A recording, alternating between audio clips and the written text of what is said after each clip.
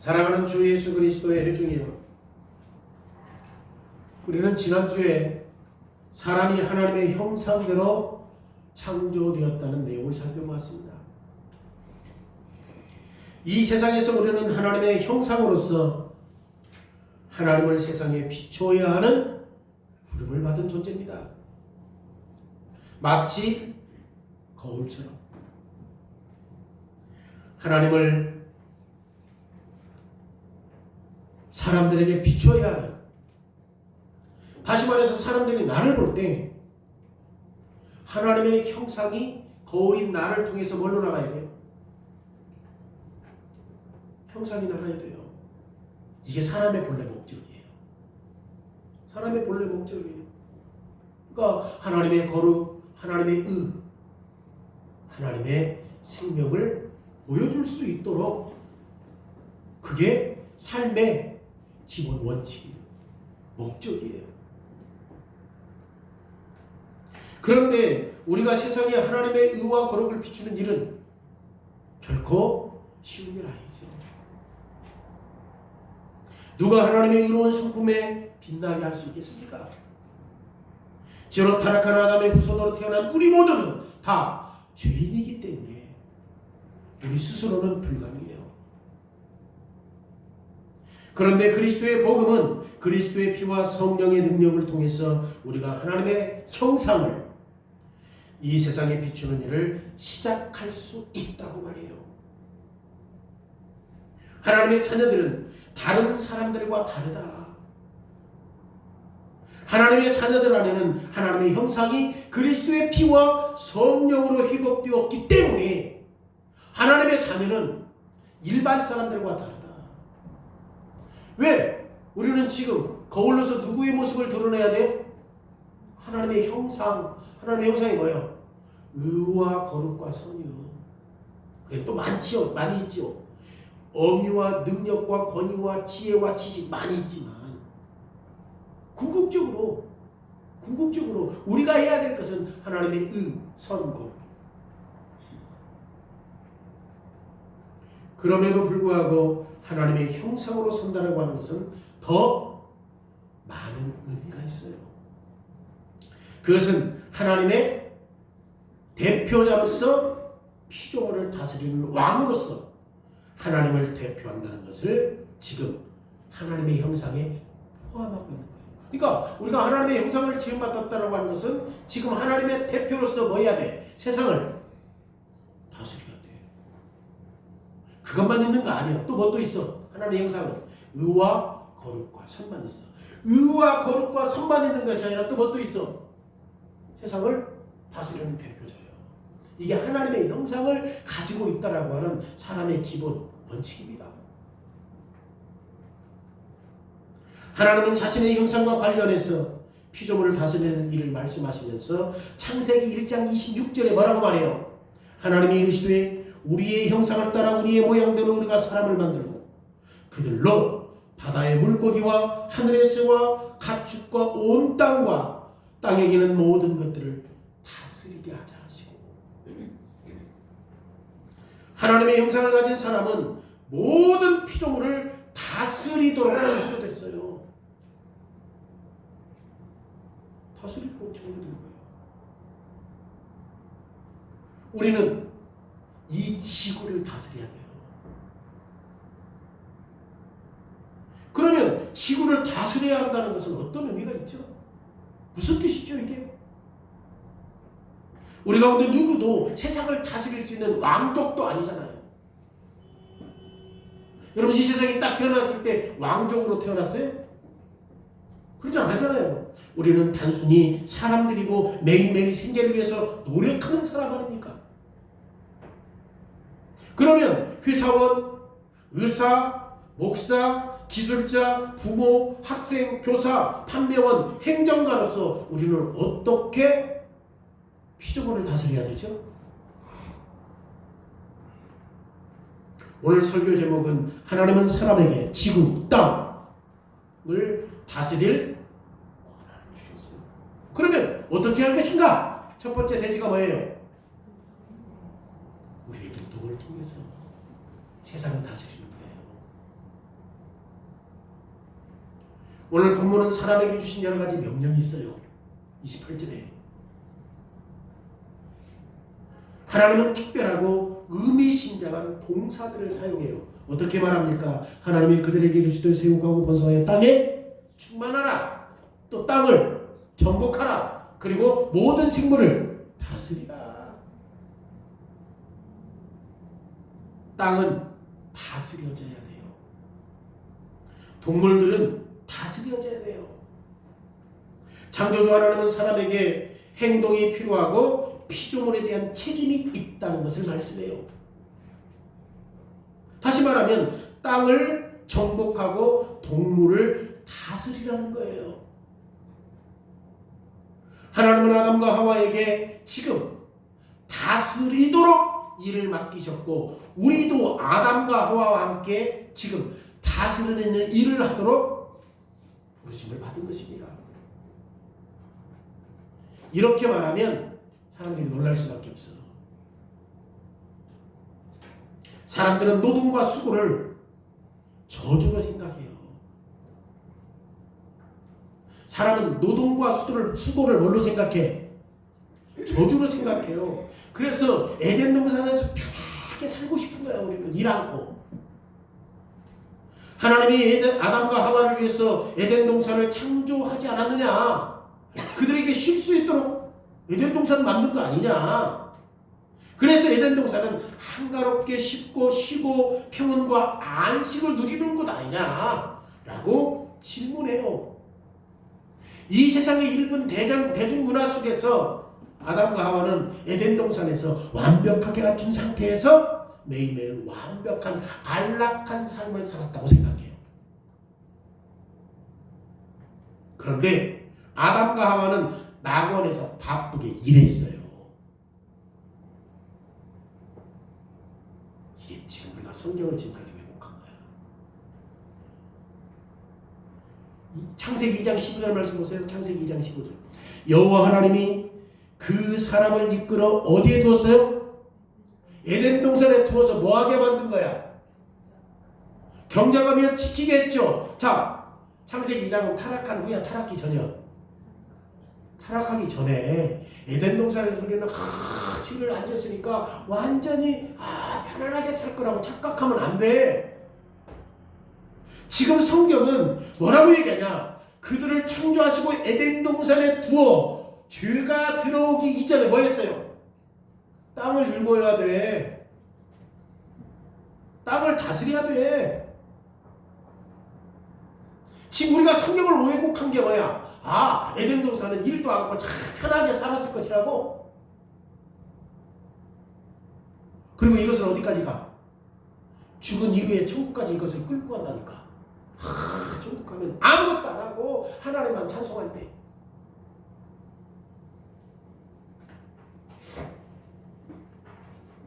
여러분, 에덴 동산은 경치 좋고 물 맑은 우리 같이 말하면 저 지중해와 같이 휴가를 즐길 수 있는 곳 아니에요.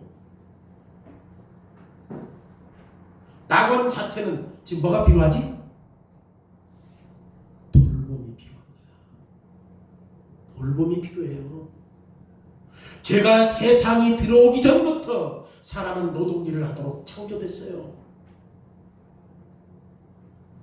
사실 노동 자체는 하나님이 주신 복이에요. 노동을 하나님이 주신 축복과 관점으로 여러분들 생각해 본 적 있어요? 우리가 성경을 얼마나 왜곡했는가. 우리가 성경을 이렇게 잘못 봤어. 이미 기록되어 있는데 죄 짓기 이전에도 에덴 동산에서 그들은 뭐 해야 돼? 경작한다는 게 뭐예요? 밭을 일구고 해야 된다니까. 28절 보세요. 하나님이 그들에게 복을 주시며. 이게 뭐가 복이야? 경작하고 일하는 게 복이라니까. 뭐 하기 전에? 죄가 들어오기 전에 에덴 동산에서 이런 일들을 하는 것이 그들에게 복이라고 누가 말해? 하나님이. 노동이 복이에요. 근데 우리는 노동을 저주라고 생각해. 노동은 하나님이 주신 축복입니다. 노동은 자녀를 갖는 것만큼이나 중요한 축복이에요. 노동이 축복이라는 원칙은 사람이 주로 타락한 후에도 똑같이 적용돼요. 노동은 저주가 아니라 뭐다? 축복이다. 사람이 타락하기 이전 말고 타락한 이후에도 뭐야? 축복이요. 축복이니까. 하나님이 주신 땅을 다스리는 임무는 타락한 이후에도 계속돼야 안 돼요. 이거 계속돼요. 오늘날도 유효해요. 뭐가? 노동이. 시편 8편 5절에 그를 하나님보다 조금 못하게 하시고 영광과 존귀로 관을 씌우셨다. 누구에게 하는 말이야? 인간에게. 인간이 누구보다 높지? 천사보다 높아. 하나님보다 조금 못하게 하시고 하나님의 형상으로 지음받았다니까. 하나님이 할 수 있는 일을 누가 할 수 있었어? 사람이 할 수 있었어. 뭐 의와 거룩과 대리 통치자. 사람이 할 수 있었다니까. 그런데 사람은 태초에 이 창조의 질서의 조화를 훼손했잖아요. 죄로 인해 하나님의 선하심을 왜곡시켜버렸잖아요. 그럼에도 불구하고 하나님이 창조하신 기본적인 구조와 질서는 여전히 남아있어. 우리가 이 세상에 죄가 관영하고 죄악으로 인하여서 모든 질서가 파괴된 건 사실이지만 그럼에도 불구하고 구조와 질서는 지금도 남아있어요? 안 남아있어요? 남아있어. 만약 이 구조가 깨졌다 그러면 저 은하계에서 막 큰 돌이 지구를 파괴시켜버릴걸? 운석 큰 것이 지구에 떨어져가지고 한 지역을 초토화시켜볼 수도 있잖아요. 그럼에도 불구하고 죄로 타락했지만 아직도 하나님께서 세상을 창조하셨던 이 구조 그리고 질서 6일 동안 대조했죠. 첫째 날과 넷째 날, 둘째 날과 다섯째 날, 셋째 날과 여섯째 날 이런 구조 질서는 지금도 존재하지 않아. 타락의 속에 존재해요. 사람은 아직도 온 땅을 다스리도록 받았어요. 오늘 본문은 땅이 정복되어야 한다고 말해요. 땅을 정복하라고 하는 것은 매우 인상적인 단어 선택이에요. 왜냐하면 성경의 다른 구절에서도 정복해야 한다는 동사를 사용해요. 그런데 보통 정복한다라고 하는 단어는 어떤 의미가 있어요? 이 사람이 이 사람을 정복하는 거야. 그래서 굴복시키는 것을 정복한다고 말한단 말이에요. 그렇게 말한단 말이에요. 그게 정복이요. 내가 누군가를 싸워서 이겨서 굴복시켜. 내 정복한 거야. 그래서 자신의 통제 아래 두는 거죠. 그런데 아직 죄가 없는 이 피조물, 아직 타락하기 전이에요? 타락하기 후에요? 타락하기 전에 정복이 어디가 있어? 타락하기 전인데. 그러니까 이 정복이라고 하는 말은 타락하기 전이기 때문에 부정적인 용어로 사용해요? 안 사용해요? 부정적인 용어로 사용하지 않아요. 그럼에도 불구하고 우리는 정복해야 한다는 단어에서 이것 이해를 해야 돼요. 뭘 정복하는 것인가? 땅은 저절로 그 풍요로움과 자원을 내주지 않아요. 그럼 어떻게 해야 돼?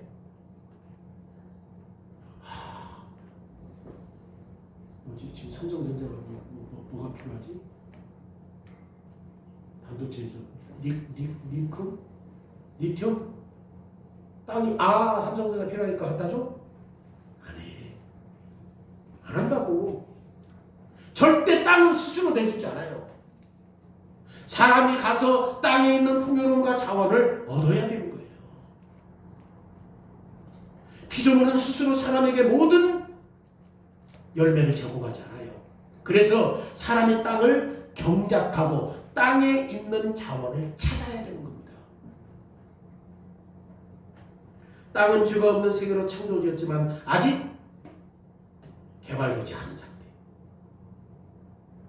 성장하고 확장하고 발전할 수 있는 무한한 잠재력이 있는 세상인데, 그래서 사람은 무한한 잠재력이 있는 가능성을 열어야 하는 거예요. 어디에서?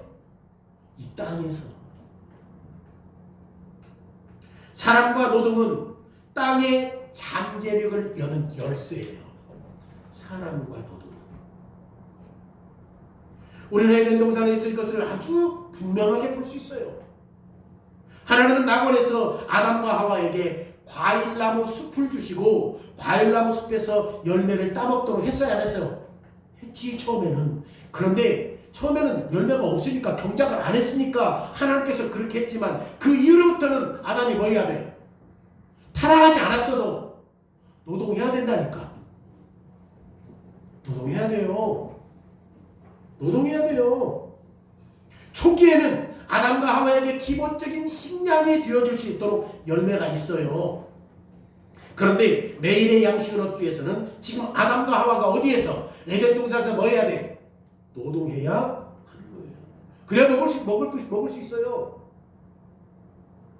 그리고 하나님은 이 씨 맺는 사람들에게 씨 맺는 모든 식물을 먹거리로 주었잖아요. 씨 맺는 모든 것들을 먹을거리로 주었잖아요. 그런데 그 열매를 얻기 위해서 뭐 해야 돼? 쌀, 보리, 감자, 이거 어떻게 해야 돼? 그것이 역할을 할 수 있도록 사람이 노동해야 열매를 얻을 수 있어요. 그러니까 처음에는 하나님께서 먹을 것을 주셨지만 그 다음부터는 어떻게 해야 돼? 사람이 노동을 해야 돼요. 타락하기 전에도. 사람은 에덴 동산의 땅을 경작하고 땅을 가꾸어야 하는 거죠. 마치 우리가 텃밭에서 밭을 일구는 것과 똑같아요. 아담과 하와도 에덴 동산에서 씨앗을 심었고 가꾸었고 식물을 키워야 돼요. 씨 있는 식물의 열매를 얻기 위해서는 씨앗을 심고 돌봐야 돼. 여러분, 죄가 없는 세상은 노동이 없는 세상을 말하는 게 아니에요. 성경 잘 봐. 죄가 없는 세상은 노동이 없어요?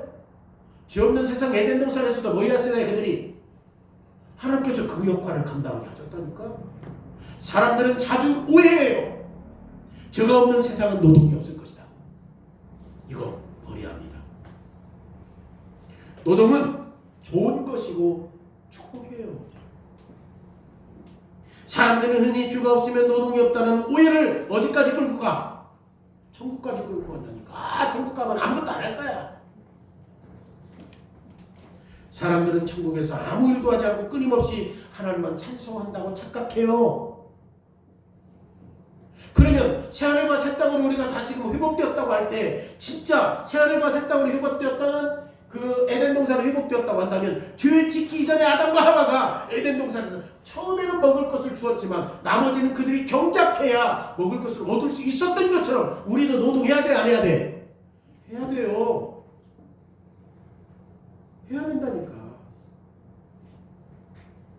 믿지 않는 사람들은 천국을 생각할 때 어떻게 생각해? 예수 믿는 사람들은 구름 위를 떠다니며 프랑스산 와인을 마시고 그 호주산 그 크림치즈를 먹고 마시고 즐기는 걸로 착각하지.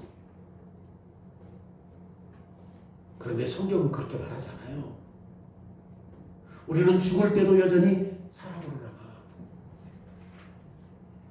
치유의 날에 똑같이 육체로 다시금 부활해. 그리고 영광스러운 육체로 우리는 새하늘과 새 땅으로 옮겨질 것인데, 그러면 우리는 처음에 창조된 목적 새하늘과 새 땅에서도 똑같이 노동해야 돼, 안 해야 돼? 해야 돼요. 타락 이전에 노동이 있었어요, 없었어요? 경작해야 돼요, 안 해야 돼요? 해야 돼요. 처음에는 하나님께서 먹을 것을 주었지만 나머지는 그들이 그렇게 일을 해야 돼요. 노동은 축복입니다. 지금 땅을 다스린다라고 하는 것은 우리의 일상적인 노동을 통해서 땅을 정복한다는 의미예요. 땅을 다스리라고 했을 때 일상적인 노동을 통해서 땅을 정복하는 거예요. 정복한다라고 하는 것은 창조를 지배하는 잔혹한 주인으로 학대하는 게 아니야. 정복이. 주인이 정복했으니까 학대. 이게 아니야. 땅을 정복하는 것이 학대하는 게 아니에요. 땅 안에 있는 잠재력을 끌어내는 게 뭐야? 그렇지. 땅에 수없이 많은 자원들이 있어요. 수없이 많은 자원들이 있다. 이걸 개발해야 되는 거예요. 우리는 환경론자보다 더 많이 땅을 돌봐야 돼요. 단순하게 환경론자들은 땅을 보호하려고만 하겠지만 우리는 땅이 하나님의 작품이기 때문에 하나님의 형상으로서 이 창조 세계를 지키도록 부름받은 것입니다. 하나님은 결코 당신의 작품을 학대하지 않아요. 우리의 임무는 하나님이 주신 원재료를 가지고 본성에 따라 개발하는 겁니다. 각 부분에 부여되었던 능력과 가능성을 드러내는 거지. 어떤 부분에 이런 능력과 이런 가능성이 있어. 어떤 부분에 이런 능력과 이런 가능성이 있어. 그래서 그런 것들을 끄집어내므로 말미암아 뭘 드러내는 거야? 하나님의 경이로움을 보여주는 거예요. 그러니까 우리가 이 세상을 경작하고 다스린다는 것은 땅의 잠재력을 끌어내므로 말미암아 누구의 어미와 위엄을 드러내? 하나님의 어미와 위엄을 드러내는 거예요. 놀랍습니다. 우리의 손으로 하는 일이 이 일을 통해서 창조주 하나님의 지혜와 능력과 위엄을 나타내는 거예요. 그래서 자연도 하나님을 영화롭게 하는 거야.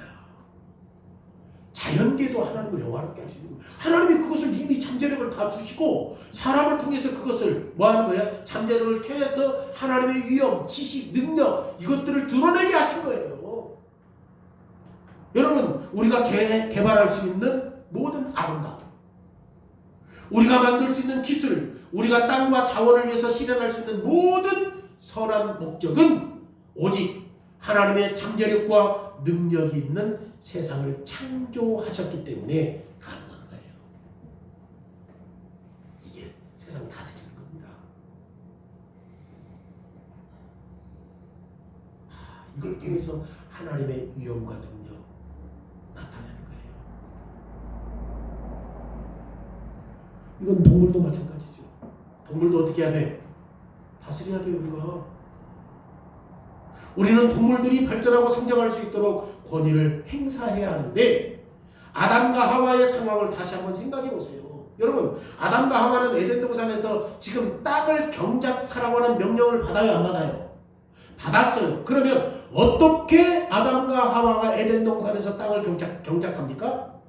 처음에는 손으로 했겠지. 그렇죠? 다른 게 없으니까.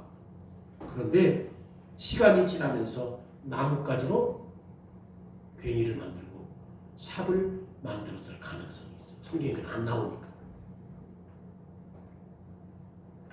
분명히 에덴 동산에 또 뭐 또 있어요?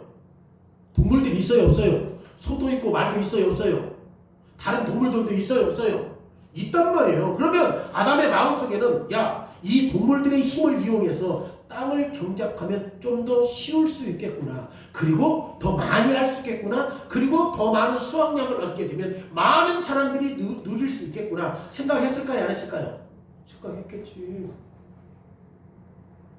처음에는 손으로 했지만 나중에는 도구를 사용하고 나중에는 동물들을 사용하는 거예요. 자, 그러면 예를 들어서 우리가 말과 소를 사용한다고 생각해 봅시다. 그러면 말과 소를 농사 짓는 일에 사용하려면 또 뭐 또 필요해? 밧줄도 필요해. 밧줄도 필요해. 소와 연결시켜서 쟁기를 달고 하려면 다 이게 연결해야 되는 거잖아요. 이렇게 동물을 다스리는 과정에서 지금 특별한 기술들이 발명됩니다. 이것은 창조의 잠재력 개발에 도움이 된 겁니다. 이 말의 뜻은 여러분이 매일매일 일터로 나갈 때 자동차를 만들든 회사에서 컴퓨터로 일을 하든 아니면 콘크리터로 일을 하든 아니면 그 트럭을 운전하든 학관에서 일하든 상관없어요. 1차 산업, 2차 산업, 3차 산업에서 일을 하든 서비스업을 하든 아니면 행정이나 노동 일을 하든 물건을 사고 팔든 상관없어요. 일상적인 직업이 무엇이든지 간에 우리는 땅 위에서 통치권을 행사하고 있는 거예요. 왜? 땅에서 났던 재물들을 가지고 뭘 드러내는 거예요? 하나님의 땅에 있는 잠재력을 가지고 하나님의 감춰놨던 그 위대함을 드러내는 거야.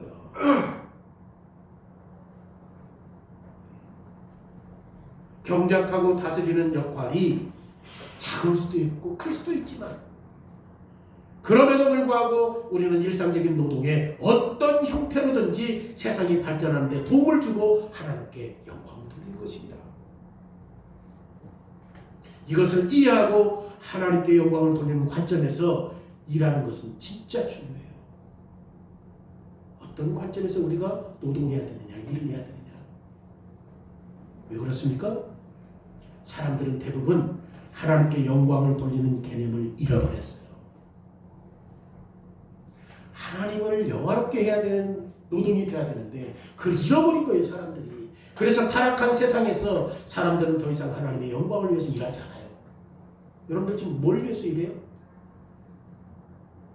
자기의 필요, 자기의 만족, 자기의 쾌락을 위해서 일해요. 이 죄악된 사람은 노동으로 자기를 높이고 자기가 부자 되고 자기의 삶을 개선하기 위한 수단으로 생각해보는 거예요. 이제 노동이 내가 편하고 이것을 가지고 하나님을, 이게 축복이니까, 노동이 축복이니까 하나님을 영화롭게 하고 땅에 있는 것들을 개발해서 하나님의 지식, 위엄, 그런 능력, 그 잠재력을 풍성히 드러내서 하나님이 위대하시는 것을 드러내야지 되는데, 이제 노동이 뭘로 전락했어요? 자기 쾌락, 자기 안위, 자기 만족. 그러다 보니까 노동이 뭐냐? 자기의 신으로 만든 거예요. 내가 노동을 어떻게 하면 내가 잘 살고, 내가 노동을 어떻게 하면 내가 부자 되고, 내가 편하고 인정받는가. 이렇게 전락해버린 거예요. 하나님이 없어요, 노동이. 이게 복인데. 대부분의 사람들은 노동은 그저 필요한 고역이요. 여러분 이런 말을 들었죠? 나는 월급을 위해서 일한다. 대부분의 사람들은 고역이에요. 노동이. 많은 사람들이 한 주일을 수요일 이전과 수요일 이후로 이야기하는 이유는 뭐예요?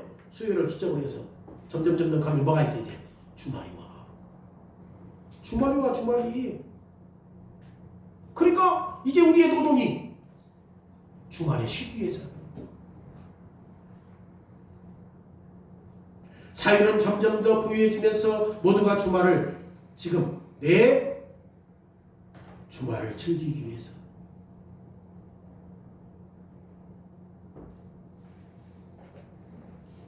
지배적인 거죠, 이게.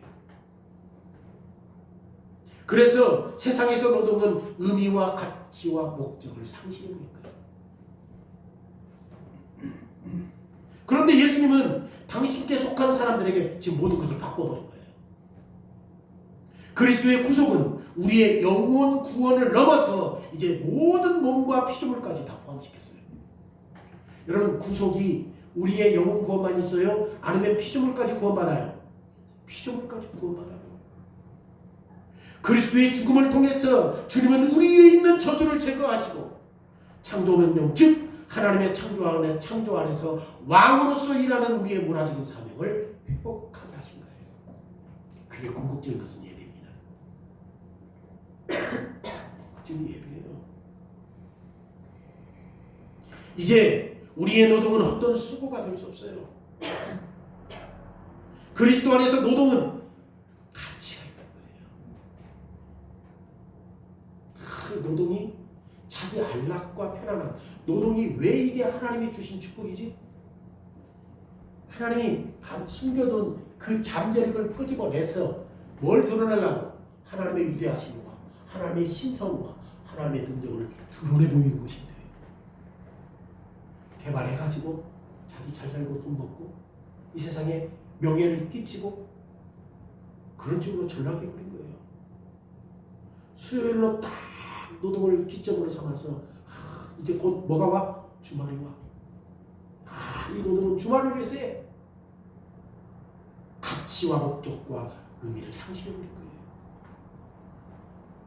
고린도전서 5장 15장 8절에 그러므로 내 사랑하는 형제들아, 건실하며 흔들지 말고 항상 주의 일에 더욱 힘쓰는 자들이더라. 이는 너희 수고가 주 안에서 헛되지 않게 하리라. 지금 예수님께서 지금 이 세상에서 오셔서 하셨던 말씀이잖아요. 주 안에서 너희들이 이 일들이 헛되지 않게 해라. 너희들의 수고가 헛되지 않게 하라. 여러분, 우리는 단지 월급 받기 위해서 일하는 게 아니에요. 주말을 위해서 일하는 게 아니에요. 매일의 노동은 창조의 잠재력을 하나씩 한 조각씩 드러내고 드러내고 통해서 세상은 하나님의 영광과 하나님의 위엄과 하나님의 능력의 한 조각조각씩을 볼 수 있게 하신 거예요. 그러니까 우리가 이 세상을 어떻게 다스려야 되는가?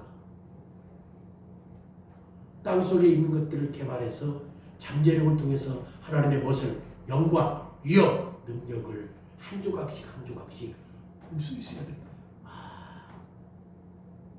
하나님께서 이런 것들을 자연 속에 두셨구나. 그럼 우리는 계속해서 이런 것을 개발해야 돼요, 안 해야 돼요? 개발하는 게 난 개발이 아니라 그걸 통해서 뭘 볼 수 있어야 돼요? 하나님의 영광, 하나님의 위엄, 하나님의 능력을 한 조각씩 볼 수 있어야 된다. 우리가 세상을 어떻게 다스려요? 노동을 통해서 다스려요. 노동은 저주가 아니라 뭐다? 축복이다. 두 번째로 우리는 혼인을 통해서 세상을 다스려야 됩니다. 지금 하나님의 영광은 우리의 가정과 결혼 속에서 아주 밀접하게 관계가 되어 있어요. 하나님은 우리에게 땅을 다스리도록 정복하라고 통치권을 주셨고 그 통치권을 통해서 자녀들을 출산하도록 지금 매우 밀접한 관계를 맺고 있어요. 28절 보세요. 하나님이 그들에게 복을 주시며 하나님이 그들에게 이르시되 생육하고 뭐해라. 생육하고 번성하라. 그리고 땅에 충만하라. 여러분, 땅을 정복하라라고 말하는데 땅에 대한 통치를 실현하는 한 부분은 많은 사람들을 땅에 치우고 번성하는 일이래요. 땅에 번성하고 충만해야 돼, 안 해야 돼요? 이게 지금 타락하기 이전의 명령이라니까. 땅에 충만하라. 지금 분명히 말씀했기 때문에 땅에 충만하라 이 말씀은 아담과 하와에게 맡겨졌던 실질적인 관점에서 이런 일을 한번 생각해 보자는 거예요. 그러면 충분하게 이해할 수 있어요. 아담과 하와에게 땅에 충만하라고 하는 것을 맡겼잖아요. 그런데 그의 입장에서 이것을 어떻게 이루어가? 응? 지금 이 축구 얼마나 방대해. 나는 미국도 한 번도 안 가봤어. 아담과 하와가 어떻게 이런 일을 다 해?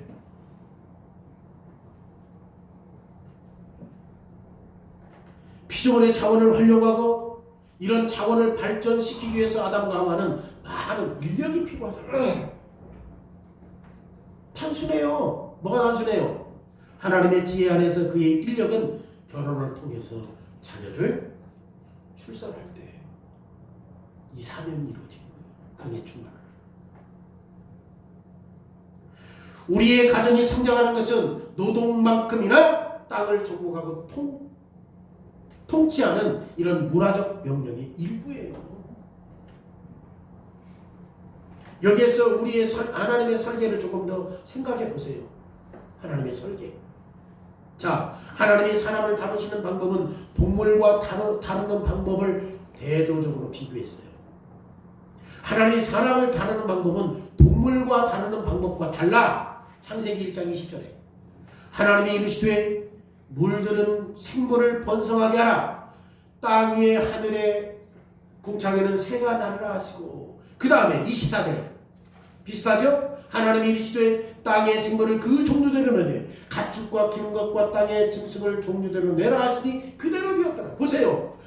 자, 물속의 생물들, 하늘의 새들, 육지의 동물들, 다양한 동물들로 쌍을 이뤄서 많이 만들었어요? 적게 만들었어요? 많이 만들었지. 그렇잖아요. 쌍이 그 종류대로. 그런데 하나님이 사람을 창조하셨을 때 지금 처음에 아담 한 사람을 만드시고 그날 저녁 때 늦게 누구를 만들었지? 하와를 만들었잖아요.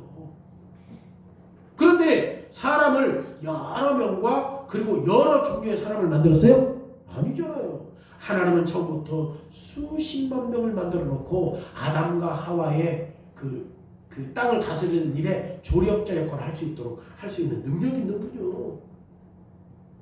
그런데 여섯째 날이 끝날 때 한 남자와 한 여자만 있었던 거예요. 하나님은 그들을 남편과 아내로 혼인하게 하셔서 지금 뭐라고 명령해요? 생육하고 번성하라 명령해요. 놀랍지 않습니까? 여러분, 결혼과 자녀를 양육하는 것은 하나님이 특별히 선택하신 땅을 치우고 정복하고 통치권을 행사하시는 방법이에요.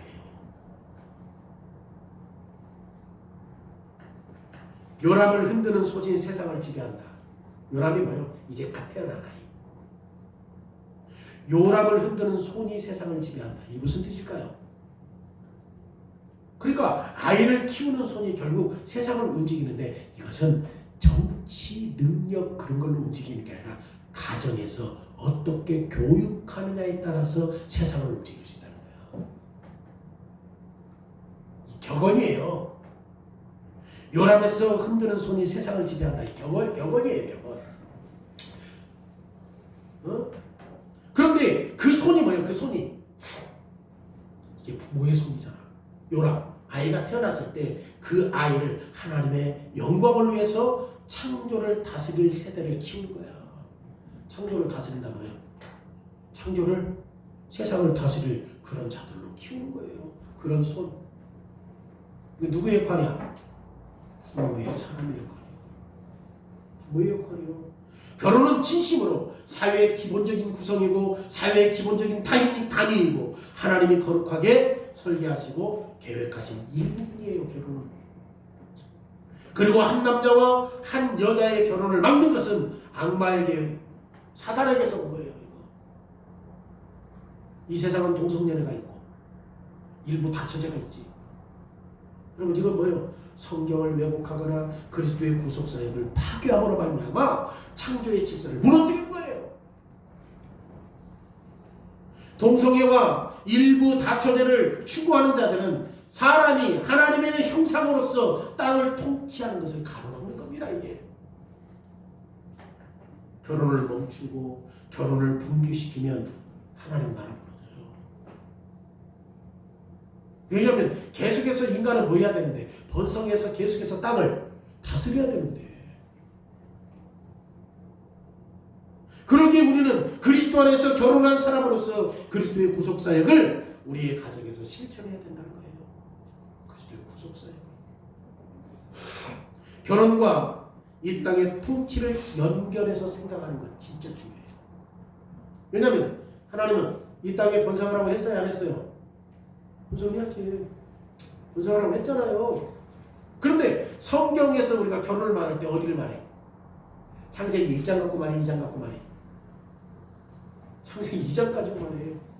아담이 혼자 독처하는 것이 외로워서 그를 잠들게 하시고 갈빗대를 빼서 하와를 만들어서 그를 동역자로 세우셨다. 우리가 결혼하면은 어디로 가? 1장으로 가? 2장으로 가? 2장으로 간다고. 근데 보세요. 먼저 우리가 이해할 게 저기 있어. 1장 28절에 하나님이 결혼에 대해서 요약적으로 말씀하세요. 결혼에 대해서 요약적으로 남녀가 함께하며 자녀를 낳고 그 자녀들이 부모 곁에서 땅을 정복하게 하는 역할을 맡게 될 때 이게 결혼의 의미요. 창세기 1장에도 이미 뭐가 있어? 결혼에 대한 내용이 있어. 하나님의 명령은 생육하고 번성하라, 땅에 충만하라. 여러분, 결혼한 부모에게 자녀를 갖는 것은 선택이 아니라 뭐야? 명령이에요. 참 오늘날 참 역행 많이 해요. 결혼해도 자식 안 낳고.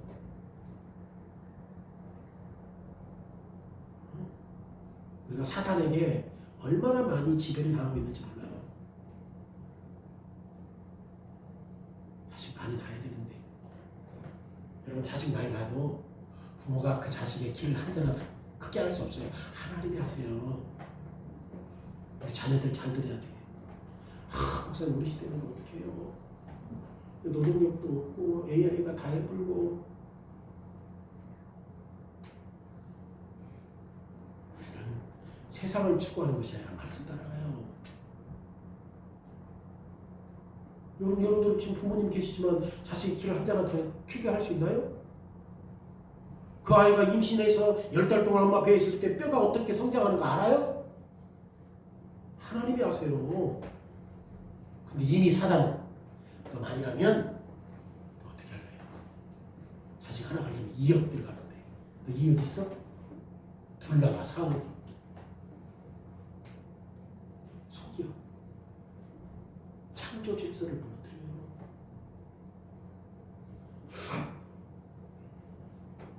결혼은 이 땅의 통치와 연결해서 생각해야 돼요.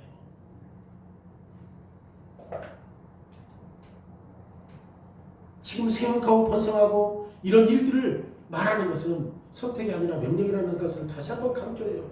그럼에도 불구하고 죄로 파산된 이면에는 독신으로 사는 사람도 있고 결혼했지만 자녀를 낳지 못한 사람이 있어요, 없어요? 있죠. 네. 그것으로 만족해야 돼요. 하나님 그렇게 하신 거니까.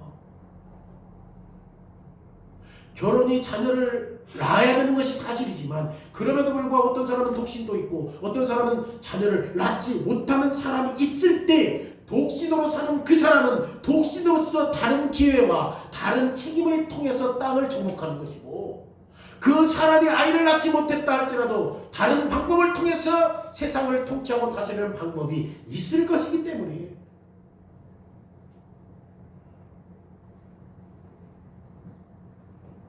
죄로 인해 나타난 이 부패 그 결과로 말미암아 종종 사람들은 이 슬픔에 잠기게 되잖아요. 결혼했는데 아이를 못 낳아요. 나는 왜 결혼을 못했어요?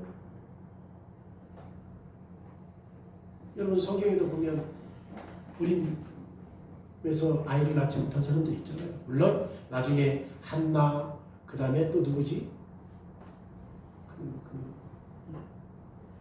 야곱의 아내가 누구야?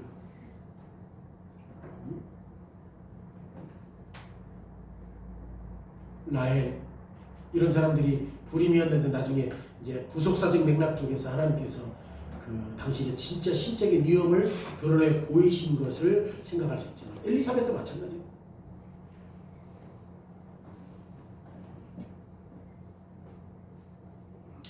우리는 창세기 2장에서 더 자세히 이제 다루겠지만 결혼이란 한 남자와 한 여자가 하나님 앞에서 맺어지는 것인데 하나님의 뜻이라면 자녀는 결혼 위에 더해지는 축복이에요. 그럼에도 불구하고 자녀를 낳아야 결혼이 완성되는 것은 아니에요. 때로는 불임으로 인해서 아이를 낳지 못한 사람도 있으니까. 자녀가 없는 부모는 시간이 지나면서 지금 하나님이 그들의 삶을 다른 목적을 위해서 두셨고 하나님의 나라를 섬길 수 있는 다른 기회를 주셨다는 것을 깨달아야 돼요. 그럼에도 불구하고 결혼한 부모가 자녀를 낳을 수 없다는 것 때문에 수없이 많은 상처와 슬픔을 느끼는 경우가 많지요. 그리고 하나님 뜻을 모르니까 우리에게는 이렇게 결혼했음에도 불구하고 이런 삶을 하나님께서 허락하셨구나. 저희 고모 아들도 아이를 못 낳아. 저희 또 외숙모 아들도 아이를 못 낳아. 결혼한 지 한 20년이 됐는데 둘이 살아요. 이런 말씀을 참 잘 전해줬으면 좋겠는데. 그들은 지금 파산된 이면에서 굉장히 괴롭게 살지. 그럼에도 불구하고 결혼한 사람은 예외적인 것 말고 우리는 자녀를 낳는 것이 원칙이다. 생육하고 번성을 하였으니. 지금 핵심은 뭡니까? 결혼한 사람은 자녀를 얻어야 된다 라고 하는 사실들을 강조해요. 그럼에도 불구하고 우리가 자녀를 얻는 것은 귀여워서 그게 아니지. 우리가 자녀를 낳는 것은 우리 김 씨의 가문을 이어가기 위해서 자녀를 낳는 게 아니에요. 자녀는 우리의 자랑거리로 낳는 게 아니에요. 하나님께 영광을 누리기 위한 존재지. 이 땅을 정복하라. 자녀들에게 계속해서 하나님이 주셨던 잠재적인 것들을 캐서 하나님의 영광을 드러낼 수 있고 하나님의 위엄을 나타내고 그런 일들을 계속할 수 있게끔 해야 되는 거죠. 결혼했으니까 아들 하나 딸 하나. 또 어떤 사람은 입으로 피임해서 이거 한번 깊이 생각해 봐야 할 일이에요. 자녀는 궁극적으로 우리의 자랑거리 아니라 하나님의 영광을 위해서 존재하는 거예요. 우리가 자녀를 낳고 생육하는 일은 하나님의 형상으로서 땅을 통치하는 것과 연결되어 있습니다. 예수님께서 우리를 창조하신 명령 가운데 지금 이 부분에서도 새롭게 하셔서 말씀하셨어요. 자녀를 양육하는 목적과 의미를 주셨는데 갖는 것은 특별히 인류를 이어가기 위한 것이 아니라 하나님 나라를 확장하고 새로운 왕국의 시민을 세우기 위해서 자녀를 얻는 거예요. 여러분 하나님 나라가 없고 백성들에게 왕이 필요 있어 없어? 없지. 자녀를 갖는 것은 이 목적 때문에 하는 거예요. 새로운 나라의 왕 그리고 새로운 시민들을 세우기 위해서. 물론 이 주제는 많은 이제 질문이 나가. 예를 들면 자녀를 몇 명 낳아야 되는가? 자녀를 얼마나 낳아야 생육하는 것인가? 자연적인 피임이나 인위적인 피임으로 출산하는 기간을 우리가 조절할 수 있나? 이런 문제는 이제 다음에 기회 있을 때 우리가 살펴보겠지만 지금 결혼의 원칙은 분명히 뭐예요? 자녀를 낳아야 돼. 이게 뭐야? 땅에 충만하라 번성하라고 하는 하나님의 명령이기 때문에 여러분 이런 관점에서 보면 이제 엄마의 역할 주부의 일이 결코 사소한 일이 아니지. 그죠? 결코 사소한 일이 아니죠. 엄마의 역할은 결코 큰 회사의 사장이나 아니면 대학교 교수의 일보다 못한 게 아니에요. 자녀를 양육하는 거. 오늘날 페미니즘, 여성, 우월주의 그렇잖아요. 그래서 여성들의 경력과 가정을 나누어 여자들은 경력이 많이 있어야 된다. 페미니즘은 그런 걸 추구하잖아요. 어디에다 비중을 둬요? 가정에서 자녀들을 양육하는 것보다 캐리어 능력을 키워야 그렇잖아요.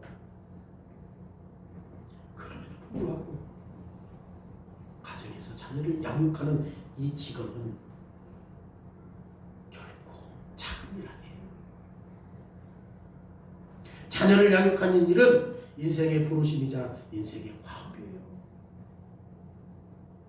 우리가 다음 세대를 훈련시키기 때문에 다른 무엇보다도 더 큰 결과를 가져오기 때문에 물론 자녀를 양육하는 것은 엄마의 일만은 아니죠. 아버지도 똑같은 일을 해야 돼요. 아버지도 똑같아요. 오늘 본문에서 하나님은 아담과 하와에게 뭐라고 말해? 생육하고 번성하라. 아버지가 땅을 다스리는 일 때문에 바쁘기 때문에 하나님이 맡기신 자녀들을 우리가 시간이 없어서 못해요. 그런 말 없어. 그런 말 없어. 자녀들은 스스로 주님의 길을 배울 수 없습니다. 저절로 배우는 게 아니라 부모가 함께 가르치고 해야만 가능한 거예요. 그래서 잠언 4장 1절에 뭐라고 해? 내 아들들아 아버지의 훈계를 들으며 명철을 얻기에 주의하라. 그러니까 계속해서 남편의 역할, 아빠의 역할은 뭐야? 땅도 다스려야 되지만 가정에서 누구도 교육해야 돼요? 자식들 교육해야 돼요. 보세요. 잠언 4장 1절에 이 지혜서 아닙니까? 내 아들들아 아비의 훈계를 들으며 명철을 얻기에 주의하라. 그러면 우리가 아버지로서 자녀들을 신앙으로 가르치고 있는 거예요. 하루 노동 10시간 하고, 원래 창조 역사는 6일 동안 일해야 돼요. 지금 세상이 이렇게 바뀌어서 그래. 조금 일하려고 그래. 노동을 저축으로 생각하니까 조금 하려고 그래. 노동은 저축이 아니라 축복이요. 우리가 다스려야 돼. 세상을. 이게 지금 성경의 원리예요. 아무리 바쁘다 할지라도 똑같은 노력을 누구에게도 양육해야 돼요? 자녀들에게. 누가? 아빠가. 나가서 일하는데 너무 힘든데. 광주개혁교회 그 장로 형제가 어떻게 했다고 했어? 하루에 양원주 홈스쿨링 하는데, 근데 일이 너무 바빠서 그걸 관리를 못 하잖아. 집에 오면 12시인데? 근데 메일에다가 딱 자기가 오늘 할당량을 딱 했고 뉘우친 걸 딱 쓴 거야. 그러면 아빠가 와가지고 이걸 딱 보고, 아, 이 녀석이 이렇게 했고 이걸 느꼈구나. 걱정하는 거야. 이 역할이 그만큼 중요해. 그만큼 중요해. 일을 핑계로 아빠의 역할을 소홀히 할 수 없어요. 불가능해요. 성경의 명령이 엄마, 아빠에게 한 얘기야. 취미나 여가도 마찬가지입니다. 학교나 교사에게만 맡기지 마십시오. 지금 오늘날 그 세상이 됐어요. 그렇게 학교 가면 삼겹줄 있잖아. 학교, 가정, 교회. 나 이것 때문에 홈스쿨링 간 거야. 교회에서는 하는 말씀 가르치는데 가정에서는 띄엄띄엄 하는데 학교에서는 없어. 그러니까 애들이 삼겹줄이 연결이 안 돼요. 신앙생활 적재성이 없어. 근데 교육교는 교회, 가정, 학교, 이게 교회 학교야. 유기적으로 똑같이 하나님의 말씀을 일관되게 가르치니까 학교에서도 가정에서도 교회에서도 똑같은 말을 하니까 아이들이 흔들리질 않아. 근데 가정에서도 이 말하고, 야, 네가 원하는 대로 살아. 성경은 하나님 중심으로 살아라고 하는데 안 맞아. 네가 하고 싶은 거 해야 행복해. 성경은 하나님을 영광스럽게 하라고 하는데 안 맞아. 더군다나 학교는 하나님 이야기도 못 꺼내. 그래서 홈스쿨링 한 거예요. 삼겹줄이 맞아야지. 통일성이 있어야지 교육이. 그렇다고 해서 다 된 거 아니야. 끝까지 가야 돼. 어렵지? 다 된 거 아니지? 아빠는 좀 힘드니까. 아빠는 밖에서 일하니까 핑계 내지 말라는 말이에요. 우리가 이 땅을 다스려야 돼요. 근데 하나는 노동이고 하나는 결혼해서 자녀를 낳는 거야. 그리고 땅에 충만하게 하는데, 그러면 충만했던 그 자녀들을 어떻게 할 건데? 신앙으로 양육해야 되잖아요. 하나님의 통치를 지금 존엄하고 목적 있게 실천하는 삶을 가르쳐야 되는 거잖아요. 일반적인 삶을 보십시오. 40년 일하고 세월이 지나면 죽고, 삶이 늘 누구지? 솔로몬이 말했던 것처럼 똑같은 패턴이야. 한 가정에서 이런 교육을 받고 이렇게 하고 대학 나오고 직장 얻고 사회생활을 하고 결혼하고 자식 낳고 죽고, 이게 다 반복되는 거야. 다 반복돼. 하나님은 우리를 하나님과 교제하며 하나님의 영광을 위해서 일하도록 이 세상에 두셨다는 것입니다. 그래서 우리는 뭐 해야 돼? 세상을 다스려. 어떻게? 노동과 나에게 편만하게 해서. 그래서 끊임없이 하나님이 하셨던 일들을 자연을 통해서 드러나고, 아, 하나님의 위대하심과 하나님을 영광롭게 할 수 있고, 자녀들을 통해서 그런 일들을 계속해서 해나갈 때 우리가 이 세상을 통치하고 다스릴 수 있다는 사실들을 가르쳐 주신다 말씀입니다.